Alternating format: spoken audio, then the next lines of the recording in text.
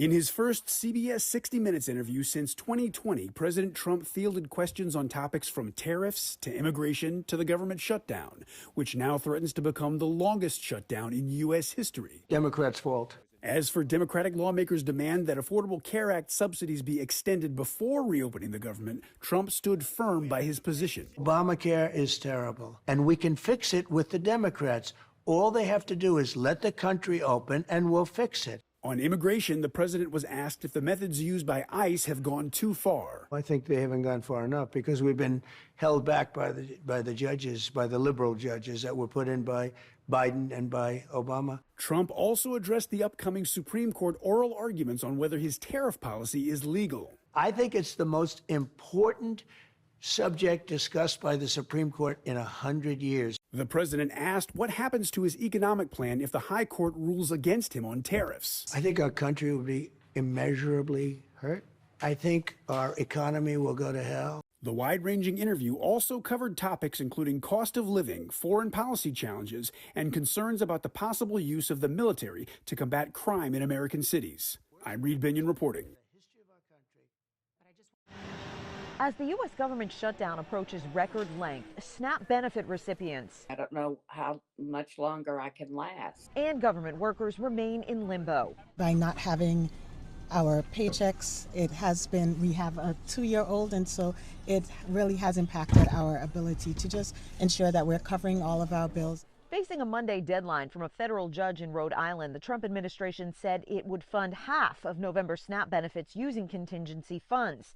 Treasury Secretary Scott Bessent said Sunday full benefits can be restored if Democrats drop demands for an extension of federal health care subsidies and vote to pass the GOP funding bill to end the shutdown. Democrats are in the middle of a civil war, and they should just open the government. That is the easiest way to do this. Some Democrats argue President Donald Trump should do more to break the stalemate. Cutting down the East Wing to build a ballroom, he should be at the table negotiating with Democrats to reopen the government. Trump, in an interview with CBS's 60 Minutes, again encouraged Senate Republicans to ditch the chamber's 60-vote rule to force an end to the shutdown, an idea GOP leadership has rejected. The Republicans have to get tougher. If we end the filibuster, we can do exactly what we want. We're not going to lose power. Meanwhile, Monday saw more delays in lines at the nation's airports. Transportation Secretary Sean Duffy said some air traffic controllers have called in sick in protest of having to work without pay, while others are taking time off to work other jobs until government paychecks restart. In Washington, I'm Karen Kafa. 'Tis the season when gift giving can take over our lives. But with many Americans still worried about rising costs, resale or secondhand shopping is becoming a more popular way for finding value and meaning in gifts. What we're finding is that consumers are ready to spend nearly 40% of their holiday budgets on secondhand, which is up significantly from last year. Alon Rotem of ThreadUp, an online thrift store, says the stigma around buying secondhand is starting to disappear, with it becoming more mainstream. Because value is king with consumers, this is a great way for them to extend their dollar and get more for their money. Secondhand is also a way to sort of cut through the noise of the ordinary and find more unique items that tell a story, items that are more personal. Other ways to save. Start early to take advantage of end-of-summer clearance sales. Don't wait until Black Friday. Use reward credit cards, taking advantage of cash back or points. And to keep your holiday shopping from turning into a financial horror show, remember, for your debit card, know your balance, don't overdraft and suffer fees. For your credit card, even if you have a high limit, don't spend beyond your budget. And with buy now, pay later options, try not to use them for discretionary spending that can quickly add up. Very easy to forget, say 2 out of the 20 small purchases with different payment due dates that you made from a few months ago. And once you have missed payments, they may get reported to the credit bureaus. In Washington, Michael Yoshida. From credit cards to buy now, pay later services to simply understanding a budget and how to stick to it, we spoke with several financial and value experts on how to be savvy and strategic with your holiday shopping. 'Tis the season when gift giving can take over our lives. But with many Americans still worried about rising costs, resale or secondhand shopping is becoming a more popular way for finding value and meaning in gifts. What we're finding is that consumers are ready to spend nearly 40% of their holiday budgets on secondhand, which is up significantly from last year. Alon Rotem of ThreadUp, an online thrift store, says the stigma around buying secondhand is starting to disappear, with it becoming more mainstream. Because value is king with consumers, this is a great way for them to extend their dollar and get more for their money. Secondhand is also a way to sort of cut through the noise of the ordinary and find more unique items, items that tell a story, items that are more personal. Other ways to save. Start early to take advantage of end-of-summer clearance sales. Don't wait until Black Friday. Use reward credit cards, taking advantage of cash back or points. And to keep your holiday shopping from turning into a financial horror show, remember, for your debit card, know your balance, don't overdraft and suffer fees. For your credit card, even if you have a high limit, don't spend beyond your budget. And with buy now, pay later options, try not to use them for discretionary spending that can quickly add up. Very easy to forget, say, 2 out of the 20 small purchases with different payment due dates that you made from a few months ago. And once you have missed payments, they may get reported to the credit bureaus. And one of the experts we spoke with recommended to use a budgeting app to lay out a clear picture of just how much money you have coming in and how much you're using on expenses. Then you'll know just how much money may be left over for items and gifts for your friends and family. In Washington, I'm Michael Yoshida. The government may be shut down, but local businesses are stepping up. Your reporter covering Placer County, Connor McGill, spoke with 2 Roseville businesses that say even a small act of kindness can make a big difference. Fresh baked goods skipped the shelves and went straight into neighbors' hands. A Roseville bakery is stepping up as SNAP benefits disappear. It's awful, right? Like, we can't not give people what they need. Sorry. For the owners of Hidden Coffee Bar, seeing their fellow community members struggle hits close to home. My wife and I, we personally have experience being on SNAP benefits in the past, and I grew up in a household that I had to get free hot lunch as a kid, in a family like that, and so when that happened, we knew we wanted to help in some regard.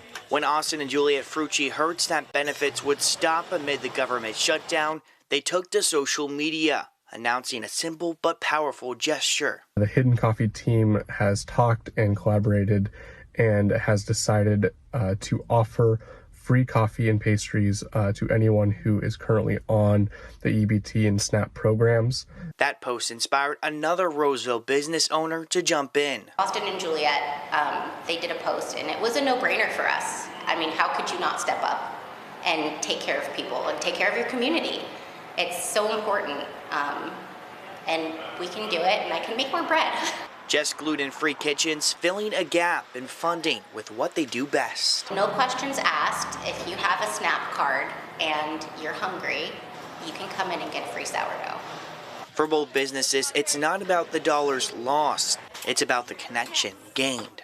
Coffee is not necessarily like filling the need that SNAP does, but one beautiful thing about coffee is that it can spark joy, enjoyment in life, and so being able to offer maybe a little bit of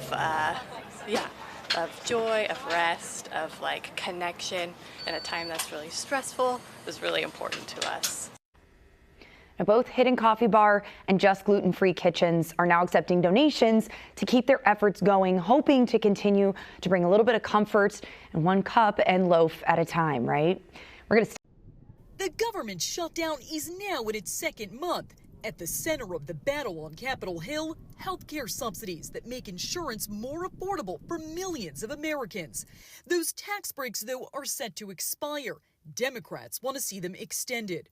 Ripping health care away from millions of Americans is unpopular. More than 24 million people have health insurance through the Affordable Care Act, also known as Obamacare, and roughly 92% of enrollees receive federal tax credits to help lower their monthly costs. Renewing the subsidies would cost $35 billion every year for the next 10 years. Many Republicans say they won't negotiate the subsidies question until enough Democrats approve a spending bill to reopen the government. get this thing open. We have shown in good faith that we will do the appropriations process. Regardless of subsidies, the cost of health insurance through the Affordable Care Act will jump. KFF, a nonprofit focused on health policy, recently looked at monthly costs for healthcare coverage and found ACA insurers are raising premiums by roughly 26% next year.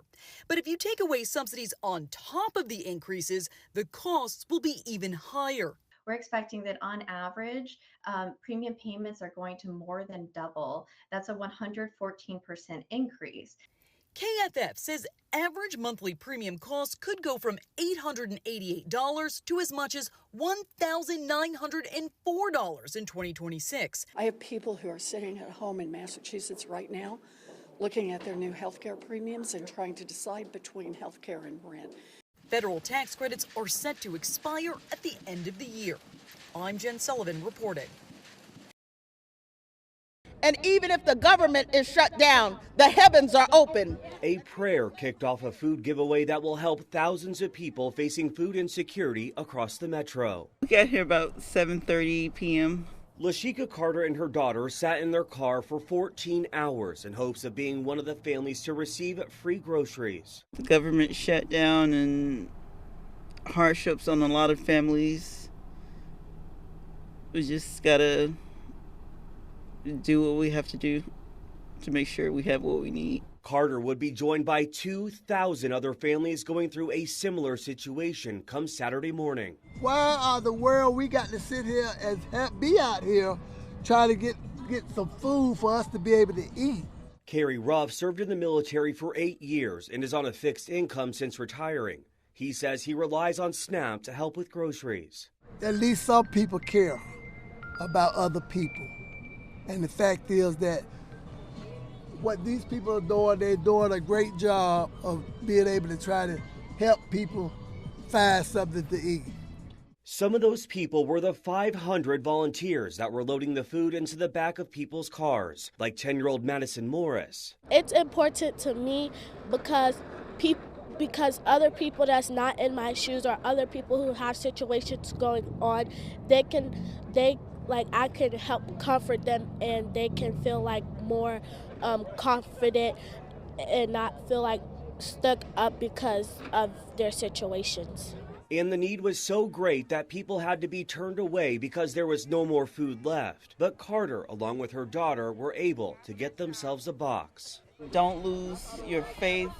Keep your hope in God. Keep praying. Keep pushing. He's going to make a way because Psalm 23 said, "The Lord is my shepherd and I shall not want." So he will meet every need. Carter says the box of groceries will help take the edge off and will put a plate of food on her table for her birthday.